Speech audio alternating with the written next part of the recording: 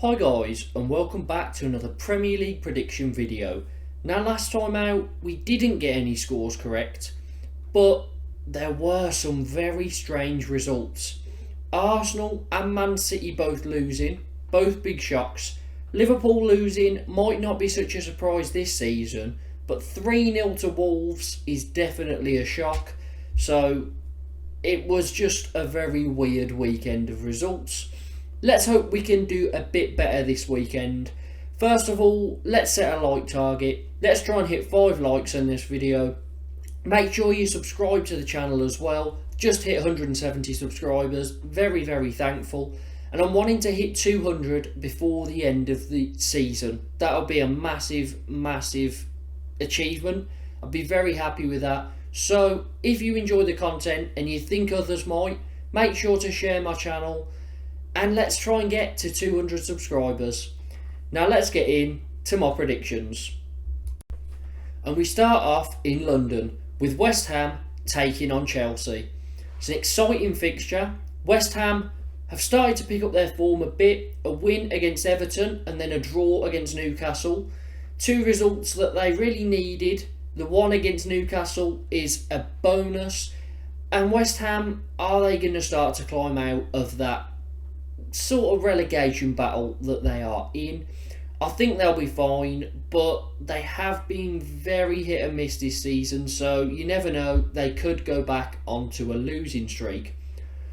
Chelsea, unbeaten in 3, but the problem is they've won 1, drawn 2, and they've only managed to score 1 goal. So 3 clean sheets in a row is good, and from a defensive aspect, they are doing well.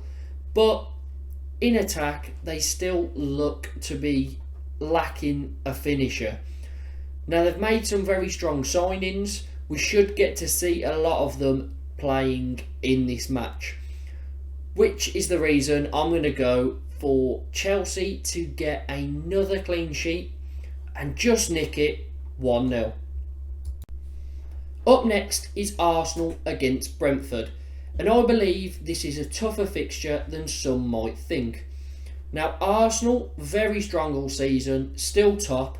And although they lost their last game 1-0 against Everton, Man City also lost. So they didn't really lose out points-wise. No one gained on them.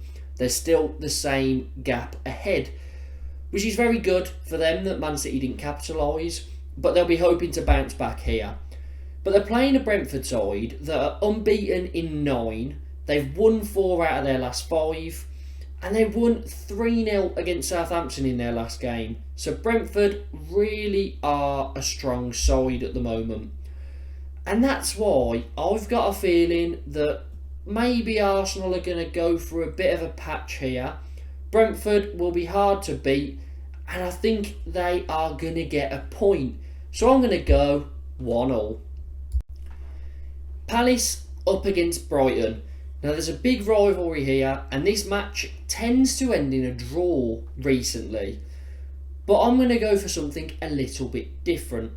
Now Palace haven't won in 5. They lost to Man United last time out and they really seem to be struggling. Brighton are in very good form, unbeaten in 4. They won their last match against Bournemouth. They just keep going. And to be honest, they look like they've got potential to finish in a European place. Especially with the likes of Liverpool and Chelsea both struggling. Chelsea, I feel, can pull it back with all their new signings. Liverpool, I don't think they will this season. I think they'll miss out on Europe completely. Which means that Brighton have got an opportunity there. It's just whether they have the consistency to take it. And I hope they do, because I would like to see a side that's been battling relegation for a few seasons, then they step up into mid-table, and then they go on to Europe. And that's all without a major takeover, loads of investment. It's just through a brilliantly run club, smart scouting, brilliant recruitment, everything Brighton are doing right. So I would like to see them get a European place. As for this match, I said it always seems to end in a draw. I probably should go for a draw, but I've got a feeling that Brighton will carry on their good form. So Brighton to win it, 2-1. Fulham against Forest next. Now these are two sides that were in the Championship last season, and they're two sides that are both putting in a very good effort to avoid relegation. Now I think Fulham are already there, unless they have a major capitulation. Forest are building from strength to strength, and I've got a feeling they will both survive this season, which will be lovely to see two Championship sides actually stay up, because normally two go down and one survives. So two staying up would be brilliant. This match, now Fulham were in brilliant form, but they haven't won in 3, and they actually haven't scored in those 3 either. So they are going through a bit of a dry patch in front of goal. Nottingham Forest, unbeaten in 5. They've won 3 of them, and they've only conceded 2 goals. And they were both 1-1 draws. One against Chelsea and one against Bournemouth. So Forest are really playing well at the moment, and form is really with them. I think Fulham being at home, Forest aren't going to be too attacking. I can see this one being a draw, which is a good result for both points with the way it's going at the moment. So I'm going to go down the middle, 1-1. Leicester v Spurs is a very interesting tie, and it's because Leicester are in decent form, unbeaten in 2, got a 2-2 draw with Brighton, and then a 4-2 win over Villa. So 6 goals, 4 conceded. There's a lot of goals in Leicester games at the moment, but they're getting some results, and they've made some decent signings in January. Tottenham are a strange one, because I still have no faith in them whatsoever.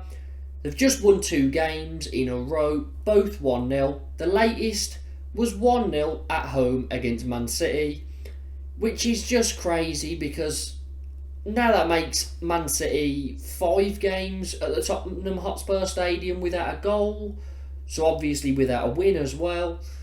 City just always struggle there. I don't know what it is. I had a feeling, because I went for Man City to win that one, but in the back of my mind, it was kind of like, every time this happens, Man City are in brilliant form, Tottenham aren't in great form, and Tottenham end up winning it. Could it happen again? I chose against it, but it actually did happen again, so fair play to Spurs. However, how are they going to perform here? Because that's just a game they always win. I've got a feeling that Leicester have the slight advantage here, and I don't know why, but I'm going to go down the middle. I'm going to give Spurs the benefit of the doubt. Now that I'm saying that, Spurs will probably smash them, but 2-2. Southampton take on Wolves in what could be something of a relegation battle. However, I do think Wolves are past the worst of it now. Now, Southampton are really struggling. Only won 1 out of their last 10 games, and it was against Everton, which everyone was doing. But now even Everton look better under Sean Dyche. So I really worry for Southampton. They can't get wins at all. They're really struggling. And if it carries on, you've got to think that they will be in the Championship next season. Wolves are doing a lot better since Lopetegui came in. They have only lost 2 league games under him, against Man City and Man United, which is fair enough.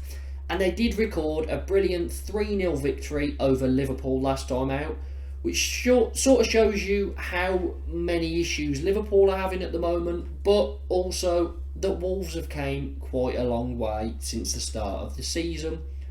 For me, I think Wolves will win this one, and I think it will be a comfortable win. I can't really see Southampton having too many attacking chances or even getting a goal. So Wolves are winning 1-0. Bournemouth up against Newcastle now, and you're kind of thinking that if Bournemouth's bad run continues, that they will be going down to the Championship. Now, Bournemouth haven't won in 6. They've only scored 1 goal in that time. It was a draw. they've lost the rest. So they're really, really struggling to do anything at the moment. Newcastle are still not losing games, but they are drawing quite a few now, with 4 draws in their last 5, 3 of them being 0-0, 1 of them a 1-1. They're not scoring too many goals either. They'll be hoping that a game like this can help them to start scoring a bit more again. Almiron was on fire. He has dropped off a bit. Hopefully he can recover his form. I do see Newcastle getting the win here, but I think I'm going to sort of play the odds on this one. I think it's pretty likely that Newcastle win, but only with 1 goal. So Newcastle win it 1-0. Next up is a familiar sight, Leeds against Man United. Now these two played each other in midweek. It could have been 3 points for Leeds, but 2-0 up, Man United pulled it back to 2-2 and they got a point. Now Leeds will take that, and it was the first match in charge for the new manager since Jesse Marsch was sacked. Now for me, Leeds always looked quite exciting under Jesse Marsch.